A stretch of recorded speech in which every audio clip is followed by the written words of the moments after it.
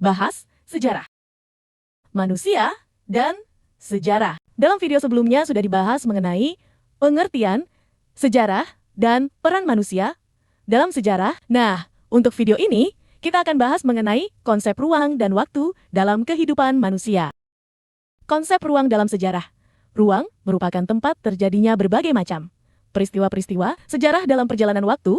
Konsep ruang menitikberatkan pada aspek tempat di mana peristiwa itu terjadi. Contohnya, sejarah Reformasi Indonesia tahun ke-1998, banyak sejarawan mencantumkan Jakarta sebagai tempat terjadinya peristiwa tersebut.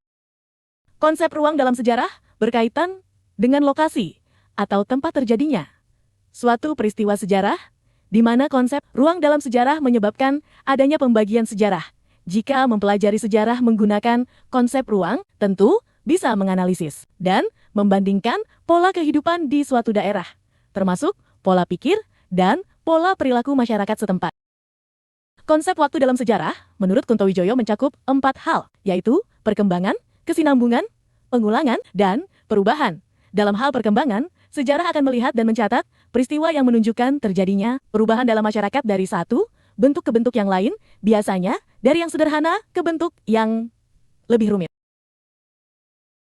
Dalam sejarah juga terjadi kontinuitas atau kesinambungan yang melahirkan kondisi baru, namun tetap diwariskan atau diteruskan karena dianggap baik oleh suatu masyarakat. Dalam sejarah, pengulangan terjadi sebelumnya, terulang kembali pada masa sesudahnya, atau masa sekarang, sehingga menghasilkan perubahan yang terjadi. Karena praktik lama dinilai tidak memadai lagi untuk menunjang kemajuan dan tata kehidupan. Konsep waktu terbagi menjadi 3, yaitu masa lampau, masa kini, dan masa akan datang.